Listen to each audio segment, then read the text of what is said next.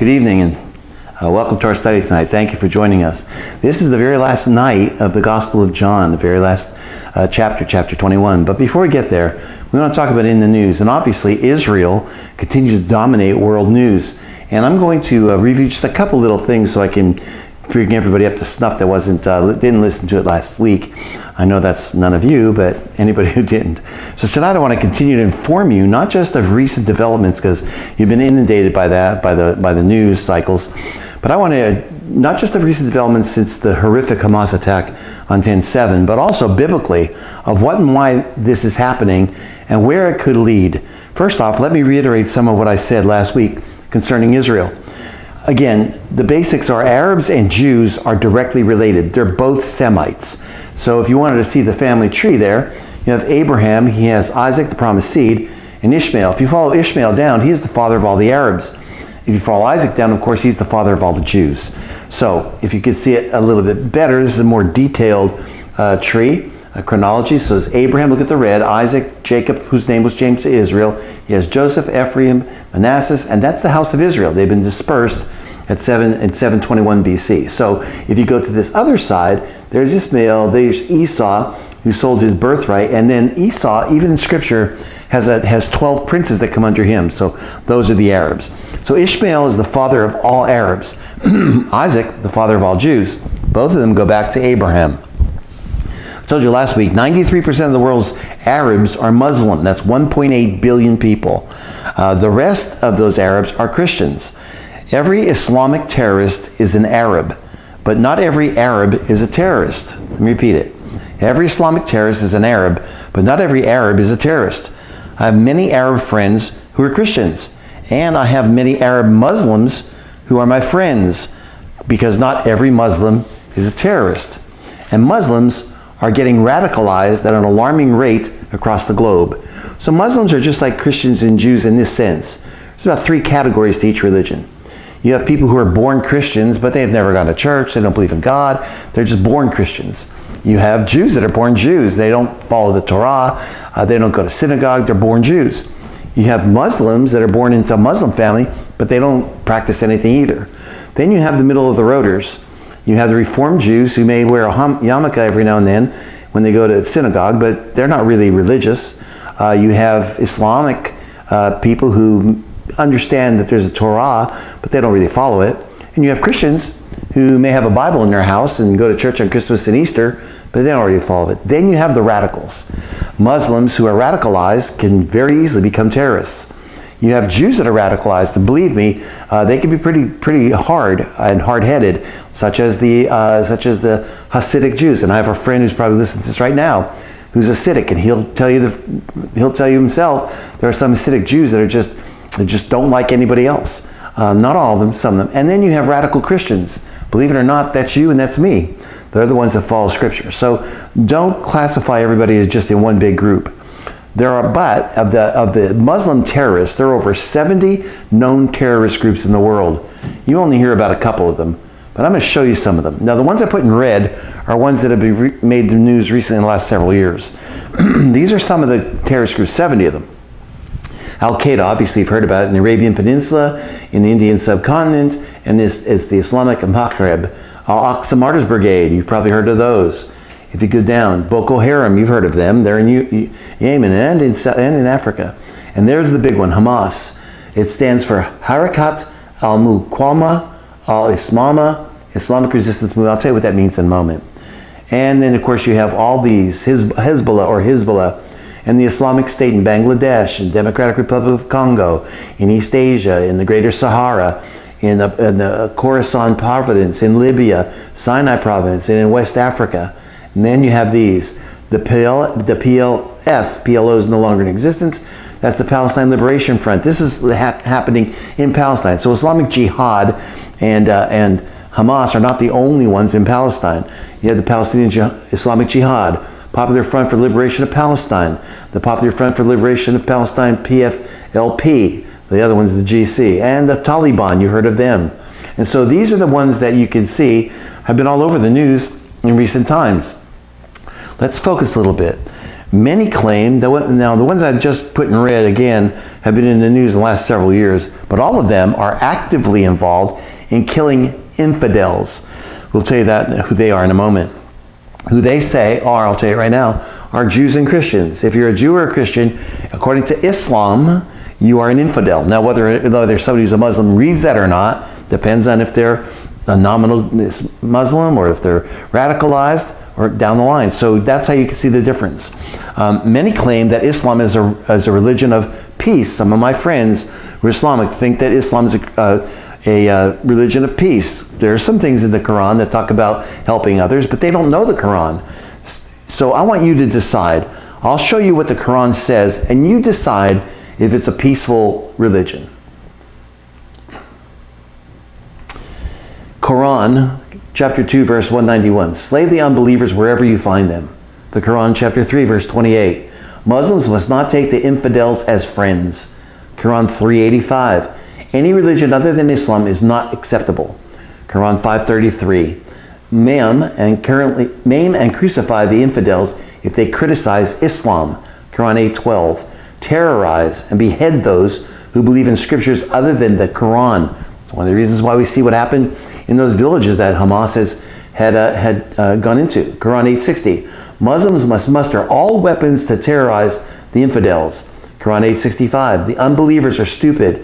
Urge the Muslims to fight them. This is the Quran. This is their holy book. 9:5. When opportunity arises, kill the infidels wherever you find them. 9:30. The Jews and Christians are perverts. Fight them.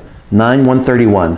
Punish the unbelievers with the garments of fire, hooked iron rods, boiling water, melt their skin and their bellies. That's why the atrocities have come out. That's why they're sanctioned by Hamas, because they think they're following the Quran. 47:4. Do not hanker for peace with the infidels. Behead them when you catch them. So, are there any questions whether Islam in its core values is a religion of peace? Of course not. And American media is pushing that all over the place, thinking that it is not a religion of peace. If they are radicalized, they believe exactly what I've just told you. That's their scriptures that they memorize. And so I really want you to understand that and to understand what's going on here. The struggle of Ishmael's sons goes way back to Genesis, as I said last week. And here it is. He, Ishmael's sons, will be a wild donkey of a man. King James says he'll be a wild man. His hand will be against everyone, and everyone's hand against him. He will live in hostility toward all of his brothers. But let's pay particular attention to the one in focus today, the bloodthirsty demonic terrorist called Hamas. I'm going to share something with you that I shared a long time ago and no one's saying today, and I really want you to see it. I shared this briefly in the past, but I want to elaborate on it tonight. Hamas is a curious word with very significant meanings. Let me show you. Hamas, which according to the Council of Foreign Relations of New York City Research Center, is the largest, most influential political fundamentalist movement in the Muslim world, and they are radicalized. It's the largest radicalized terrorist group in the world. By one means or another, Hamas aims to convince the world of its deep desire to eliminate Israel. They don't just want land, they want to eliminate every Jew. It's a Hitlerian type of society. And establish there instead the 23rd religious Muslim state, a caliphate. They do not want Israel anywhere near it, and they don't want Jews in the world at all. This is Satan's attempt to wipe out the Jews. Hitler was the last one, but Hamas is on the move. Hamas is an Arabic acronym for Harakat al-Muqawama al-Islamiyya, which means the Islamic resistance movement. But, and here's where it's really going to shock you. Hamas is also an Arabic word that means zeal. Although Arabic and Hebrew are sister languages, Semitic languages, the Hebrew meaning of Hamas, and you've heard Benjamin Netanyahu put that accent in Hamas, it's C-H-A-M-A-S, means violence. You heard me right. The word Hamas means violence. According to the Hebrew-English volume of Reuben Akelay's English-Hebrew dictionary, violence, cruelty, and injustice are additional definitions, but not zeal. They'll say Hamas means zeal. It does not mean it in Arabic. It does not mean it in Hebrew. It means violence. Truth is, stranger than fiction. For Israel and for the Jews everywhere, Hamas indeed means violence in its terroristic form. So, with that in mind, let's see what Genesis 6 has to say. In Genesis 6, God is ready to destroy the earth in Noah's day. Look at what Genesis 6:11 says. Remembering the word for violence is the word Hamas in Hebrew. Now the earth was corrupt in the sight of God and full of Hamas, violence. And look at 6:13. And God said to Noah, the end of all flesh has come before me, for the earth is filled with Hamas through them, and behold, I will destroy them with the earth. Now, let's look at what Jesus said in Matthew 24:37 about his second coming and violence. As it was in the days of Noah, I just told you how it was in the days of Noah. Hamas, violence was all over the place. As it was in the days of Noah, so shall it be at the coming of the Son of Man. So there's your connection for Hamas. This is something that's been told to us way back when in Genesis. It's violence. Jesus said it was violence in the days of Noah. As the days of Noah, that's how it will be when Christ comes back. You are very close. We are very close. Scripture goes on to tell us more about these violent animals, and that's really what they are. Hamas covets the Jews' land and will take it by violence. The word says so. Look at Micah. And they covet fields and take them by violence, Hamas, and houses, and take them away. And they oppress a man and his house. Didn't they go into houses in those villages and kill everyone in that house? These oppressors of Israel are filled with violence, Hamas, which is pride, making videos of their atrocities. That's what they've done. Look what Psalm 73:6 says. Therefore, pride is their necklace. They clothe themselves with violence. And yes, violence, Hamas, against God's people is a test, not only for them, the unrighteous, but for the righteous. The Lord tests the righteous and the wicked. His soul hates the lover of violence. Let me repeat it. His soul hates the lover of violence. And yes, violence against God's people is a test.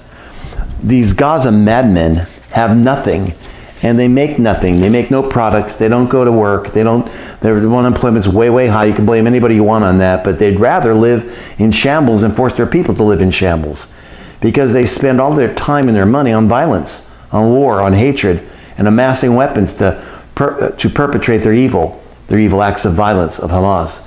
Isaiah 59:6 tells us that.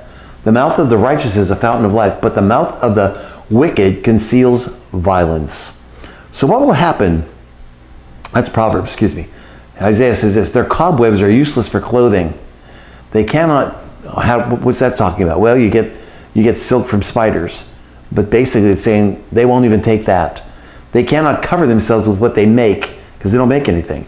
Their deeds are evil deeds, and the acts of violence are in their hands.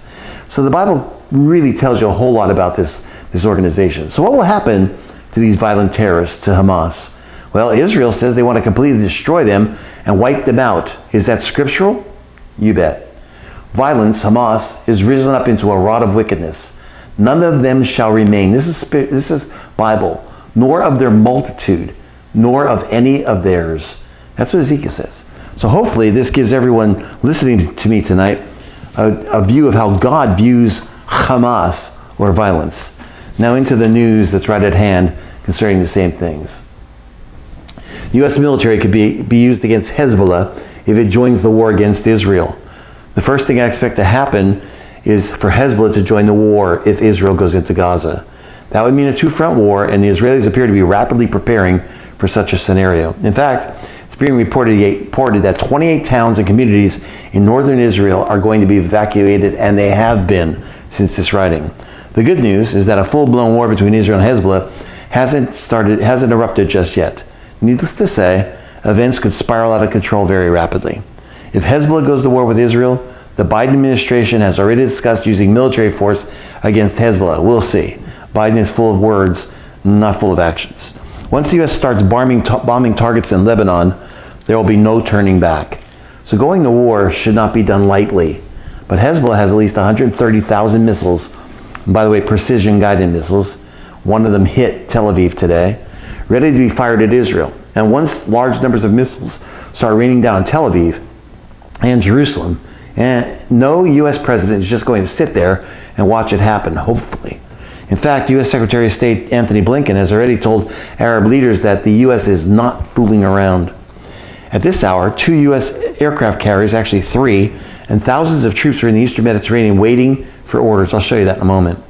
The United States is sending an amphibious task force of thousands of U.S. sailors and Marines towards Israel right now, where they'll be positioned aboard warships in case the conflict there with Hamas expands. There's where they are. The largest battleship on the planet, the Gerald R. Ford, is right there, right in the Mediterranean. Dwight D. Eisenhower is joining it. The George Washington, it's on its way. And look at the rest of the U.S. warships that are all around, one off the coast of Taiwan. We have some in the Persian Gulf. And so we're watching. There's something going on. And I want you to get that, I want us all to see that tonight. This is not something that's going to go away. And each of these destroyers and their fleets are loaded with weaponry. Again, you won't see this on the news, but that's one of our destroyers. They have 50 Chinook helicopters on each one of them. And there's several of them. Admiral Bastia, other ships that are with it, there's about 50 of those accompanying those destroyers. They have 55 FA-18EF Super Hornet jets, military jets. They have other groups of ships, another 50 of them. They're Admiral Bastia, another 50 ships. So you're talking about 150 ships around each destroyer. And this is the armaments they have, all the way down the line. 35 Malathon war missiles, smart bombs, 35 of them, smart missiles. Kara, 35 of those, 35 RPK-1 Vicars, and 55 SCAT missiles. So they're heavily loaded, and they're there for a reason. Once Israeli troops move into Gaza, we're going to see who is bluffing and who is not. Biden's talking about Iran better not do anything. Iran's saying Israel better not do anything. And so once Hezbollah, once the Israeli IDF moves into Gaza, we're going to see what happens. Hezbollah saying that they're going to attack, Iran saying they're going to attack, America saying they're going to attack. This is not a good scenario. Unfortunately, I think we're going to quickly realize that almost all of those threats being made on both sides were actually real. Nations will quickly take sides, and it appears both Russia and China are prepared to cause trouble for the U.S. should it get involved in the conflict. I heard today that there's Chinese warships on their way to the Persian Gulf. The great Middle East war is here, and it's going to be extremely bloody. Is it possible, and this is the next article I found, is it possible, will Israel use nuclear weapons against Iran and Hezbollah? Is it possible that the war in the Middle East could actually and eventually go nuclear? Israel and Hamas, if they're only fighting, you have a 0% possibility of that. But if the fighting was just limited to those two, there's a 0% possibility of using nuclear weapons. But now it appears Hezbollah and Iran, Syria, and other nations could get involved. And that means that Israel will literally be fighting a war of national survival. If it gets to a point where the Israelis think that they could potentially be overrun by their enemies, they're not going to leave their most powerful weapons on the shelf. At this point, everyone knows that Israel has nukes. They've been hiding it for a long time. It has been estimated that Israel currently possesses somewhere between 80 and 400 nuclear warheads. And the country is believed to possess the ability to deliver them in several methods, including by aircraft, as submarine-launched cruise missiles, and via the Jericho series of intermediate and intercontinental range ballistic missiles. Its first deliverable nuclear weapon is thought to have been completed in late 1966 or early 1967, which would make it the 6th country in the world to have developed them. And it appears that some Israeli leaders have been talking about potentially using their arsenal. Hezbollah will make the mistake of its life if it goes to war with Israel, Prime Minister Benjamin Netanyahu warned during a visit with soldiers near the country's northern border with Lebanon. It will be hit with a force it cannot even imagine, with devastating consequences for both the terror group and Lebanon, which hosts it, he said. Other than using nukes, how could Israel produce such an outcome? Now, I think I've shared this with you before. I have a friend who graduated with me in Penn State. He was a meteorologist. He was immediately hired by the Israeli Defense Forces to go to Israel. His only job has been since 1974. His only job in Israel, he's raised 5 children there. His only job is to see the weather patterns from the Arab nations coming across. He's told me before that it's for the effect of nuclear weapons, a limited nuclear strike, and where the wind would blow the fallout. And so this is not something that they're going to fool around with. Hezbollah possesses, again, at least 130,000 guided missiles. And they're far more powerful and far more sophisticated than the missiles that Hamas has been using. Can you imagine the horrors that we would witness if thousands of those missiles started raining down in Tel Aviv and Jerusalem? It would overcome the Iron Dome. This is not something Israel wants. But the Israeli government knows that Hezbollah will almost certainly enter the war once the IDF goes into Gaza. And so there's been talk of conducting a preemptive strike to take out those missiles before they can be launched. And I predict that's exactly what they'll do. Of course, if Hezbollah enters the war, it's inevitable that Iran will eventually get directly involved too. And they have much, much more missiles, many, many more than Hezbollah. In fact, Israel's Ministry of Economy is specifically warning that the head of the snake, which they call Iran, will be cut off if Hezbollah declares war on Israel. That means Israel will bomb Iran. Israel last night vowed to cut off the head of the snake and launch a military attack against Iran if Tehran-backed terror group Hezbollah joins the war. Excuse me. In an interview with the Mail on Sunday, Nir Barkat, Israel's Ministry of Economy, warned that Iran's Ayatollah will be wiped off the face of the earth should Hezbollah, and I'm quoting, their proxy terror group in Lebanon attack Israel. So how in the world could Israel possibly wipe off the face of the earth Iran? Well, only by using nukes. Needless to say, if either side actually decides to use weapons of mass destruction, everything we know will change. Even though it was Israel that was attacked by Hamas, we're already seeing a massive explosion of anti-Jewish hatred all over the world. Over the weekend, thousands of pro-Hamas protesters caused havoc in the heart of New York City. Over in London, approximately 100,000 pro-Hamas demonstrators chanted slogans as they marched to the office of British Prime Minister Rishi Sunak. The British will pay a great price for allowing so many radical Muslims to migrate into their country, and they have. In fact, nations all over the Western world will come to deeply regret their immigration policies, because we're going to see a tremendous amount of violence in the days ahead. On Saturday, the president of a Detroit synagogue was found dead just outside her home. She'd been stabbed multiple times. Evil is growing all over the world. And what we've experienced so far is just the beginning, I'm afraid. For Israel's enemies, this is the opportunity they've been anticipating for so long. Remember, radical Islamists believe that their Messiah will come back after they start a world war. They think that they will finally have a shot at wiping Israel off the map. But in the end, they may be the ones that get wiped off the map instead. So, you want to talk about stupidity? This lady's name is Nejwa Ali. She's an officer at the DHS in the Washington District of Columbia. Hamas terrorist supporter has key job at U.S. Homeland Security. You heard me right. Wait till you hear this. A key member of the Biden government is a pro-Hamas extremist who hates Israel and promotes its destruction to the point of posting online images of terrorists parachuting into Israel, killing civilians. The U.S. Immigration Enforcement Agency hired Nejwa Ali, a former spokeswoman for the Palestinian Liberation Organization, the PLO. And then the Department of Homeland Security gave her the authority to decide who can come into America as an immigrant or an asylum seeker. I think they belong in an asylum. And then this administration is whacked out of its mind, if you ask me. Her position has not discouraged her from repeatedly posting pictures of Hamas terrorists parachuting in with guns and writing F Israel and any Jew who supports Israel, the Daily Wire confirmed. Palestine will be free one day. F apartheid Israel and any Israeli that supports that bulls blank F blank you. May Allah forgive you and spare us the crocodile tears. I sure as blank give you 0 blanks, she wrote on the Instagram, very full of vulgarities. She worked in 2016 to 2017 for the Palestinian delegation to the U.S., which confirms online it was the PLO office in D.C. Say what you want about Trump. She moved into another work when that office was expelled from the country by President Donald Trump. Then in January of this year, the report said she was made an adjunction officer for the U.S. Customs and Immigration Services. Biden rehired her. This man is a threat to our national security. He needed to be impeached as soon as he got in office. Though Ali's job at DHS included vetting people to make sure they were not a threat to the country before letting them in, it's not clear that anyone from the agency vetted her. She's a threat. That her primary allegiance was to the Palestinians, not the United States, was evident from her social media profiles, where she posts as a Palestine mi amor.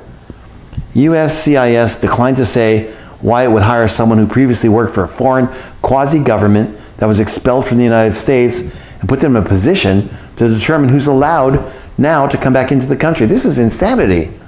On Facebook, Instagram, and Twitter, over multiple years, she's posted extremist rhetoric, culminating in this month's comment to F Israel, the government, and its military. Are you ready for your downfall, she tweets, after Hamas attacked Israel, burning civilian families to death and beheading babies. She has, while glorifying terrorism, demanded, quote, respect our existence or expect resistance. Simple, no apologies, she said. She unleashed anti-Semitic cartoons online and once stated, a nation has nothing but Allah, has everything it will ever need. Why is this woman in our government? Why does she even think about attaching her name to the United States? She needs to be deported, like right now. She frequently unleashes obscene rants. She told the Daily Wire about her employment. She said, that's none of your effing business. Mind your business before I call the police. If I were you, I'd respectfully hang up the phone right now, she said to them. USCIS either knowingly hired a PLO employee who has demonstrated extremist views, or it's completely in the dark about its own employees' recent employment and public records. Ali is from Dearborn, Michigan. It's a hotbed of unassimilated Muslim immigrants where thousands took to the streets in support of Hamas's terrorist attacks on Israel. The United States is facing pressure from the political left to welcome Palestinian refugees into the country amid Israel's war against Hamas in the Gaza Strip. It is officers like Ali who would be tasked with advising the government whether or not it would be safe to grant entry to an applicant. That's insane. Look, this administration is putting all of us at risk. Our government is filled with morons, to be honest with you, and these type of ideals. We need a change. Oh no, we need a revolution, a change right now. And I don't care if that gets me in trouble, because it's the truth and most Americans know it. Somewhere down the line, something has to give.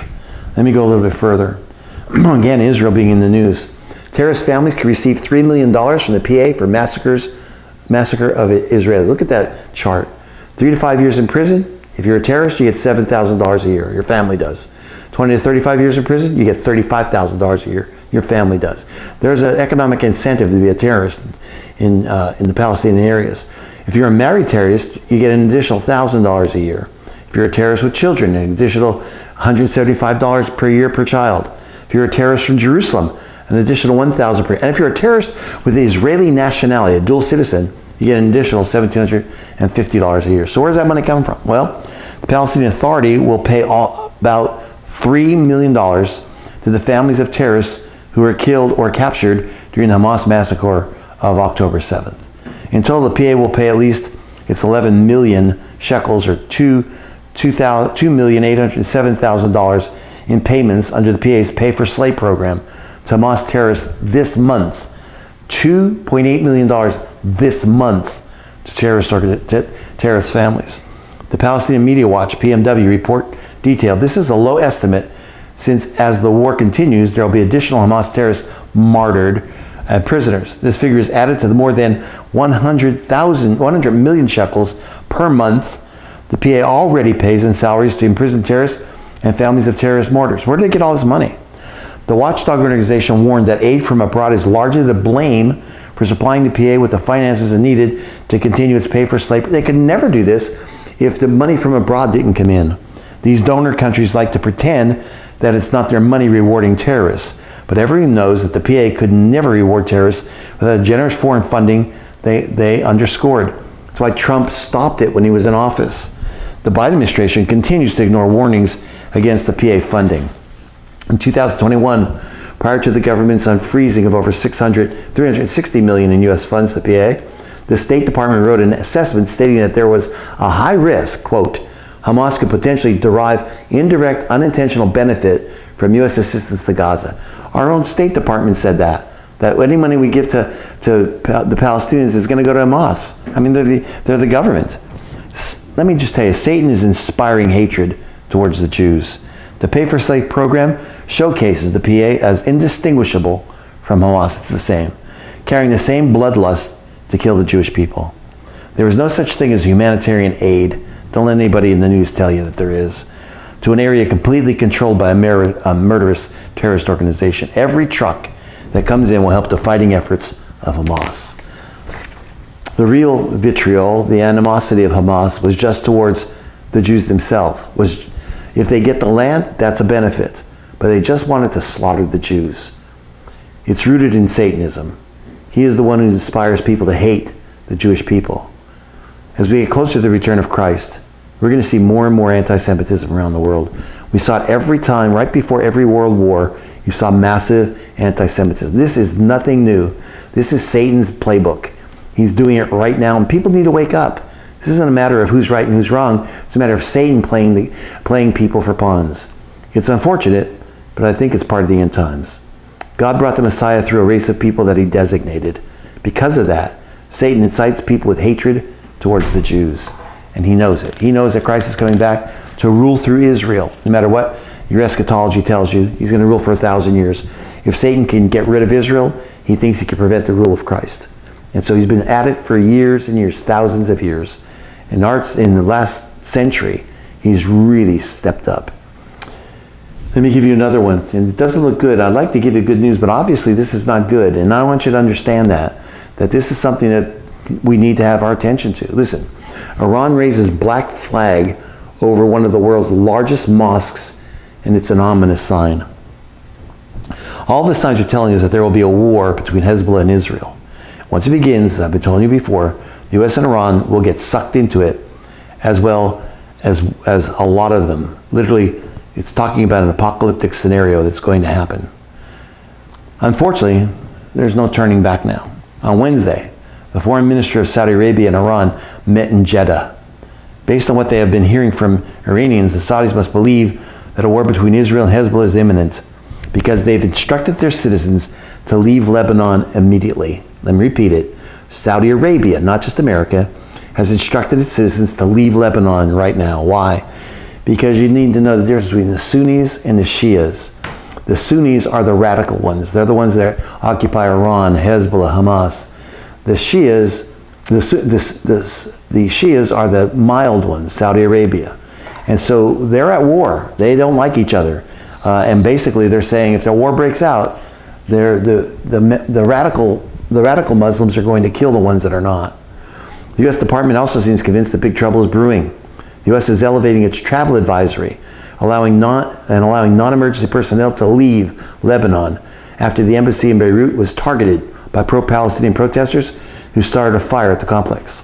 The department authorized the voluntary, temporary departure of family members of U.S. government personnel and some non-emergency personnel from U.S. Embassy Beirut due to an unpredictable security situation in Lebanon, the announcement read.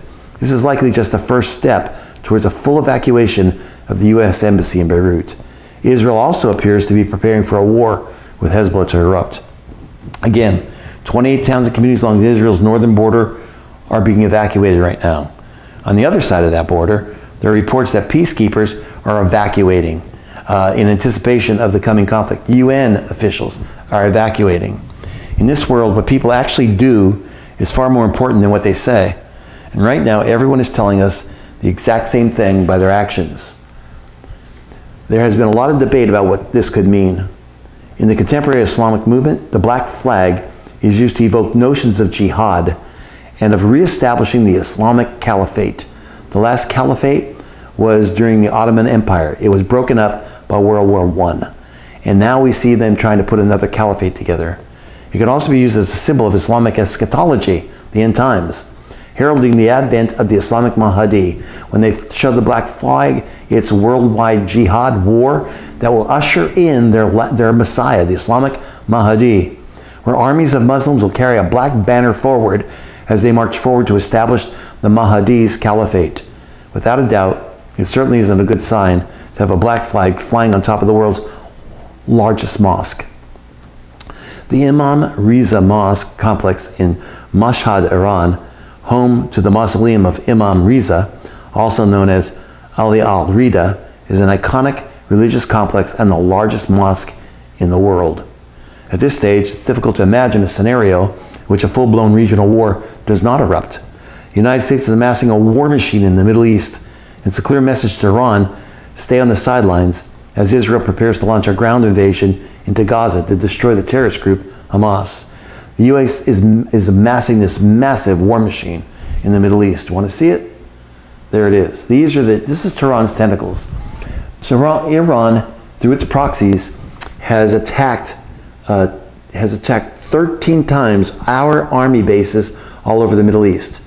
We just found out that a week ago, and President Biden knew it, never said anything, he went on vacation, 20 American servicemen were injured by these attacks. Any other president would have said a shot across the bow to Iran a long time ago. He's just said today that if they continue, it's going to be bad. Well, they are continuing. All he's doing is giving rhetoric. So far, Iranian proxies have struck U.S. bases in the area 14 times, injuring 20 American soldiers. Biden has done absolutely nothing. This, by the way, is the crescent. That's Tehran's tentacles. This is the Shia crescent that is controlling all of this. Overall, most members of Congress support U.S. military action if that becomes necessary. During an appearance of Meet the Press, U.S. Senator Lindsey Graham had some very threatening words both for Iran and Hezbollah. Quote, "Here's my message. If Hezbollah, which is a proxy of Iran, launches a massive attack on Israel, I will consider that a threat to the state of Israel's existential in nature," he added.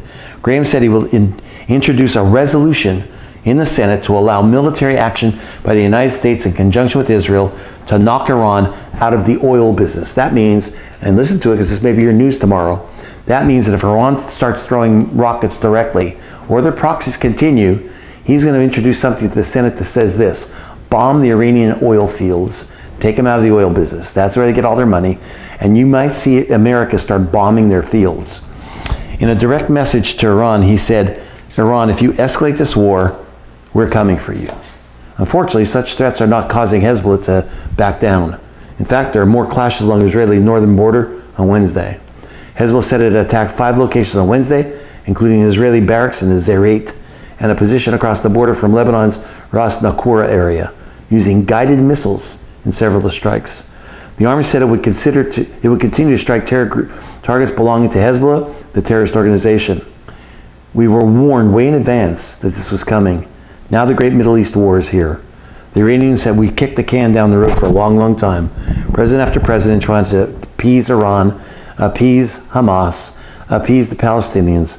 The Iranians now have hoisted a black flag above their largest mosque in the world, and it appears that things are about to break loose in a major way. I wish I could tell you this wasn't happening. I wish. Every night I pray for peace in the world. I pray for civilians not to be killed on both sides. But something's happening right now, and we need not to put our heads in the sand. Let me go a little bit further tonight. Sometimes this is the only place you get news like this. Biden's demands could delay Israel's ability to win the war quickly. In nearly every statement Biden gave during his brief sojourn in Tel Aviv, he insisted that Hamas doesn't represent the Palestinian people. He is dead wrong. And the PA, he says the PA is not Hamas. He's dead wrong. He says the PA is the Palestinian Authority is their true representatives of the Palestinian people. That's dead wrong. The PA, he insisted, does not share Hamas's goal in eradicating the Jewish people. That's dead wrong. Biden foresees a future where the PA is in charge in Gaza as well in Judea and Samaria, the West Bank. Biden doesn't have a clue, or if he does, he's living in a fantasy world. The PA is lockstep with Hamas, and I'm going to tell you why in a moment. He's got to be out of his mind, or historically stupid, or both. On Friday morning, the PA, just today, said that they want a 2-state solution. That's ridiculous. It's always been ridiculous. It'll continue to be ridiculous. On Friday morning, the PA provided guidance to its mosque preachers ahead of its weekly services. It's the Palestinian Authority that he says is okay. They were told to declare war on Israel. The PA said this to their mosque preachers and join the world jihad, whose goal is the annihilation of the Jewish state and people. Quote, end of quote. The PA's guidance read, quote, "We call on our Palestinian people. The preservation of public and personal property is a religious and moral national duty. Our Palestinian people cannot raise a white flag until the occupation of Israel is removed and the independent Palestinian state is established with Jerusalem as our capital. The guidance continued with this passage from the Islamic Hadith that calls for the genocide of Jewish people. This is the Palestinian Authority that Biden's backing, saying they're separate from Hamas, which he's, again, that's the biggest act of stupidity I've ever heard. Here's what they said, the PA said to their people, quote, "The time will not come until the Muslims fight the Jews and the Muslims kill them. Until the Jews hide behind the stones in the trees, and the stones of the trees say, 'O Muslim, O servant of God, this is a Jew behind me. Come and kill him.'" That's the Palestinian Authority. Biden's visit to Israel was a study in cognitive dissonance. On one hand, he spoke warmly and emotionally about the U.S.'s commitment to Israel's security. On the other hand, the goal of his visits to enable supplies to enter Hamas-controlled Gaza and preserve the open falsehood that the PA, Palestinian Authority, is a responsible, non-genocidal alternative to Hamas, indicates that his actual policy is deeply hostile towards Israel. Not to mention, it's just stupid. President Biden should shut up when it comes to Israel. Here's what he said. "My goal was basically to get humanitarian aid to Gaza and get as many Americans out who wanted to get out." I guess, of course they want to get out. Could get out as many as possible. And he said, and the second thing was that I wanted to make sure there was a vehicle, a mechanism that this could happen quickly. Palestinian aid to Palestinians, and I'm all for helping innocent civilians, but the Hamas won't let it go to them. They hoard it. They don't let it go to them. They sell it on the black market so they can fund their terrorism. According to cabinet ministers, Biden also conditioned U.S. military supplies to Israel on Israel's pledge not to preemptively attack Hezbollah. He's saying, I don't want you to attack until we get our military supplies in there. By the way, Netanyahu rebuked that today. He said, no, he's going to tell us what to do, which has been steadily escalating its aggression against northern Israel through cross-border raids and missile strikes. Biden reasonably expected that in the light of his open, single-minded pursuit of his goal of constraining Israel's freedom of action, the Arab leaders in surrounding states would treat him as their friend. Yet rather than be greeted with respect due to the leader of a superpower who is constraining the actions of the Jewish state, he was treated with unprecedented contempt. Jordan's King Abdullah, PA Chief Mohammed Abbas, and Egyptian President Abdel Fattah al-Sisi canceled their planned summit with Biden in Amman. Since Biden has left the area, cabinet ministers have been stating openly that Israel has no choice but to obey Biden. Of course they do.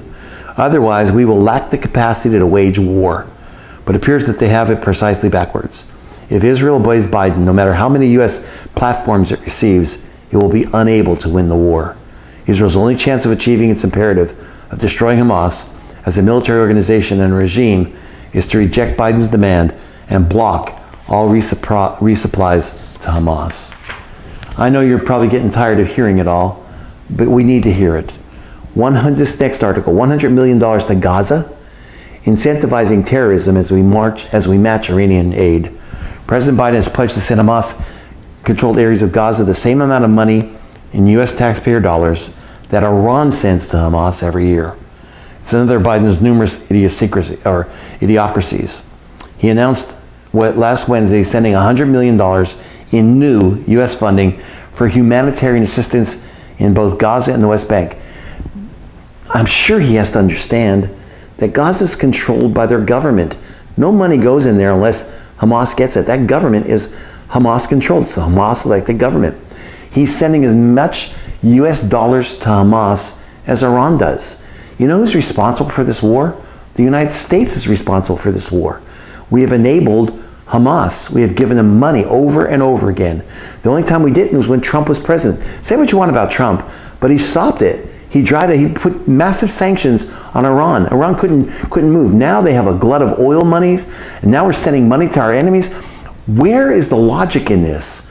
Something's drastically wrong with this. The Palestinian funding would not require Hamas to release any of the Americans currently held hostage. This isn't even money for hostages. It's just giving them money. Sending a $100 million aid package to Hamas-controlled territory adds to the numerous idiocracies that this administration had pursued, said Senator Josh Hawley, Washington Watch. I haven't heard a word from the administration about how they're going to ensure that this money actually goes to people in need and not to terrorists. Former President Donald Trump said Biden's moral compass seemed broken. Biden has pledged to give Hamas officials the same amount of money Iran gives Hamas every single year. This is now no difference now between Joe Biden and the Ayatollah Khomeini of Iran. President Biden continues to embolden Iran and its terror proxies. The United Nations Relief and Works Agency has also accused Palestinian officials of looting foreign aid. The UN has accused them, and the UN, is not a friend of Israel. But they said, you've been looting all the money that you've taken. The latest Palestinian foreign aid request came as voters disapproved of Biden's reached an all-time high. Now 58% of Americans disapprove of Biden, according to a survey released by CNBC on Wednesday. We're basically saying to the Palestinians, go kill Israeli children and women, and we're going to reward you with $100 million. It's really a morally bankrupt administration. Biden had planned to travel from Tel Aviv to Amman, Jordan, to meet with Jordanian King Abdullah II, and he rejected him. The Islamic delegation refused to meet with Biden. Being snubbed by the Islamic bloc shows that this disintegration of U.S. prestige and influence under the 46th president. This is much worse than 1980 with Jimmy Carter, when the Iranians stormed the U.S. Embassy in Tehran and held American captive for 444 days. You have a complete meltdown of U.S. deterrence throughout the world.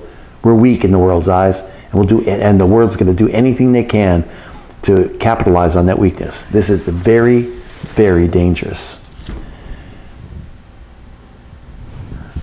Stark differences between pro-Israel and pro-Palestinian protests. This is from Sydney, Australia. There's protests on both sides. You have Israelis that are going out and they're singing psalms, they're singing chants, they're singing about love. The pro-Palestinians are going and they're saying, F the Jews, Allah Akbar, God is the greatest, and gas the Jews. There's a stark difference between these protests all around the world. One of them is full of hatred. The other one is just wanting to have civility and be able to live. Across the world, in the U.S., many smaller protests took place in cities and college campuses, like in Indianapolis. Pro-Palestinian Hamas protesters faced off in Indianapolis this week. The Israeli protesters sang songs again while carrying signs that said there's no excuse for killing babies and said Hamas is ISIS. Meanwhile, pro-Palestinian protesters chanted those things I just told you about. And actually that Palestine will be free from the river to the sea means that from the Jordan River all the way down to the Mediterranean, which means there will be no Israel. At George Washington University, just a mile away from the White House, students gathered to hold a vigil for the martyrs of Palestine. Many of the attendees covered their faces so they wouldn't be recognized and identified later in pictures. Gathering took place again in less than 1 mile. On the George Mason University campus, an alum said that the pro-Palestinian protests there were terrifying for the Jewish students on campus. She added that the protests were enabling Hamas to continue to oppress the Palestinian people. This is kind of terrifying, she writes, in so many ways, especially for the Jewish students that are here on campus. It's essentially an incitement to violence, Hamas. But they're being very careful in the language they're using so the average passerby doesn't understand that. This is the world we live in today. This is what we're seeing. And again, I don't like giving in the news, especially not the way it is now. And if you look into your main media, you're going to start seeing the liberal news, the woke news start to change. Mark my words. They're going to start to go against Israel. It's been long enough, and now it's going to start to see the media go against Israel. America's going to turn, at least media-wise, and you're going to see it. Don't believe it. This is a satanic onslaught, and it's going to continue until something happens. The bubble's ready to burst. Something's going to happen. I'm praying that the rapture will happen before anything else.